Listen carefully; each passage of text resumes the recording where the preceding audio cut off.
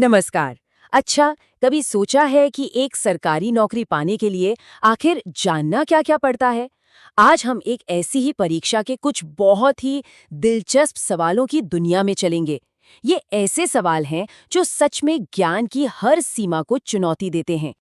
एक तरफ supreme court का कोई फैसला, दूसरी तरफ महिला क्रिकेट की जबरदस्त जीत और तीसरी तरफ वो नैफ्थलीन की गोलियां जो हम कपड़ों में रखते हैं। अब इन तीनों में भला क्या कॉमन हो सकता है? सुनने में तो बड़ा अजीब लगता है ना। चलिए पता लगाते हैं कि इन बिल्कुल अलग अलग दिखने वाले धागों को कौन सी एक चीज आपस में जोड़ती है।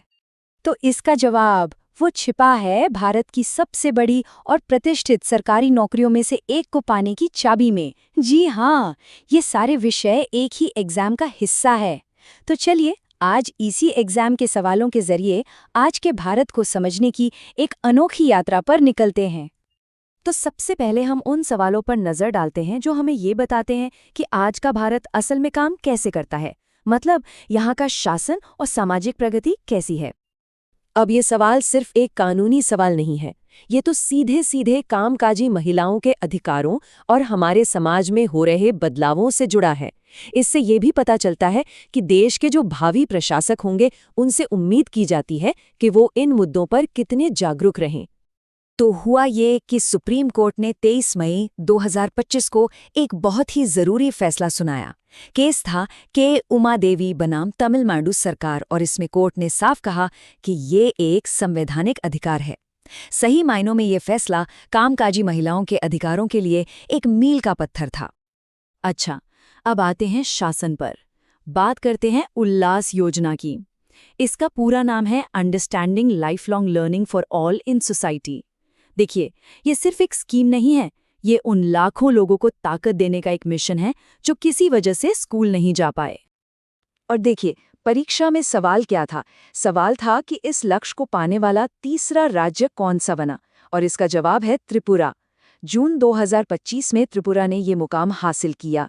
इससे पता चलता है कि ये योजना कैसे धीरे धीरे ही सही पर पूरे देश में साक्षरता की रोशनी फैला रही है। चलिए अब कानून और शासन की गंभीर बातों से थोड़ा हटते हैं और उस दुनिया में चलते हैं जो हम सबको एक साथ जोड़ देती है, खेल की दुनिया। और देखते हैं कि हमारे नेशनल हीरोज के बारे में जानना कितना जरूरी है। 2025 का अंडर 19 महिला T20 वर्ल्ड कप याद है? क्या कमाल का प्रदर्शन था। भारत ने साउथ अफ्रीका को हराकर खिताब अपने नाम किया था। ये सिर्फ एक जीत नहीं थी, ये पूरे देश के लिए एक जश्न का मौका था।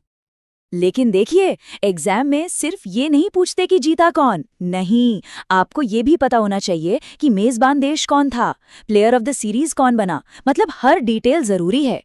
गंगादी त्रिशा और वैष्णवी शर्मा जैसे खिलाड़ियों के उस जबरदस्त प्रदर्शन ने ही तो भारत को ये जीत दिलाई थी। अब आते हैं भारत के सबसे बड़े खेल सम्मान पर। 2024 में 4 बड़े दिग्गजों को मेजर ध्यानचंद खेल रत्न अवार्ड मिला। एक तरफ हॉकी के जादूगर हरमनप्रीत सिंह, तो दूसरी तरफ पैरा एथलेटिक्स के सितारे प्रवीण कुमार। ये सब हमारे नेशनल हीरोज हैं। और बात सिर्फ खेल रत्न पर ही खत्म नहीं होती। 2024 में एक और कमाल की बात हुई। पैरा एथलेटिक्स में रिकॉर्ड 17 अर्जुन अवार्ड दिए गए। 17! ये किसी भी एक खेल में सबसे ज्यादा थे। ये दिखाता है कि भारत में पैरा स्पोर्ट्स को कितना सम्मान और महत्व मिल रहा है। तो चलिए खेल के मैदान से निकलकर अब सीधे चलते हैं साइंस की लैब में। सोचिए, एक ही एग्जाम में ज्ञान का दायरा कितना बड़ा है। आर्ट से लेकर साइंस तक सब कुछ। ये सवाल तो पक्का आपको स्कूल के केमिस्ट्री लैब की याद दिलाएगा। याद करने की कोशिश कीजिए, क्या होता है जब नीले रंग के कॉपर सल्फेट के घोल में जिंक मिलाया जाता है? कुछ याद आया? इसका जवाब एक बहुत ही सिंपल सी केमिकल रिएक्शन में छिपा है। देखिए, जिंक जो है वो कॉपर से ज्यादा रिएक्टिव होता है, ज्यादा ताकतवर होता है, तो वो कॉपर को उसकी जगह से हटा देता है और फिर बन जाता है बेरंग जिंक सल्फेट। बस इसी वजह से घोल का नीला रंग एकदम जादू की तरह गायब हो जाता है।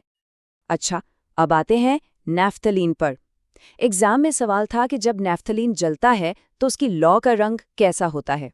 तो बात यह है कि इसमें कार्बन बहुत ज्यादा होता है, जिस वजह से ये पूरी तरह जल नहीं पाता और नतीजा पीली और धुएं वाली लौ निकलती है। तो केमिस्ट्री से अब हम अपने घर यानी हमारी पृथ्वी की तरफ बढ़ते हैं। हमारा जो आखिरी सेक्शन है उसमें बायोलॉजी और एनवायरनमेंट से जुड़े कुछ बहुत ज़रूरी सवाल हैं। यूट्रोफिकेशन सुनने में थोड़ा मुश्किल शब्द लगता है, पर यह एक बहुत ही गंभीर पर्यावरणीय समस्या है।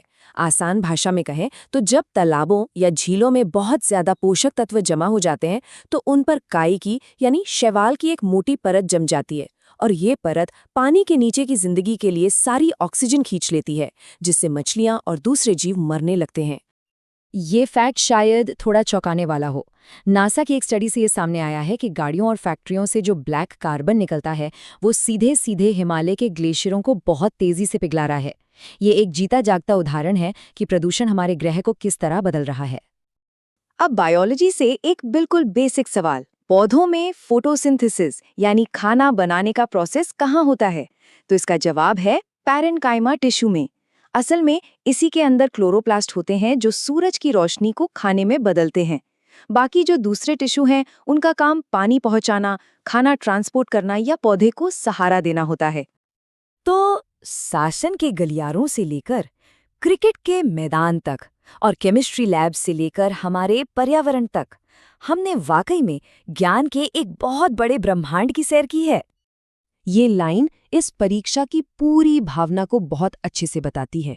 ये सिर्फ फैक्ट्स का रट्टा मारने का इम्तिहान नहीं है, बल्कि ये इस बात की परख है कि हम अपने आसपास की दुनिया को कितनी गहराई से और कितने बड़े दायरे में समझते हैं।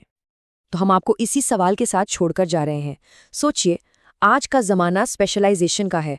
हर कोई किसी एक चीज़ का एक्सपर्ट बनना चाहता है। ऐसे में एक ऐसी परीक्षा जो इतने व्यापक, इतने फैले हुए जनरल नॉलेज को इतनी अहमियत देती है, वो हमें हमारे समाज की सोच के बारे में क्या बताती है? ये किस तरह के नागरिक और प्रशासक तैयार करने की कोशिश है? इस पर सोचिएगा ज़रूर। हमारे साथ जुड़ने के लिए बहुत बहुत शुक्रिया।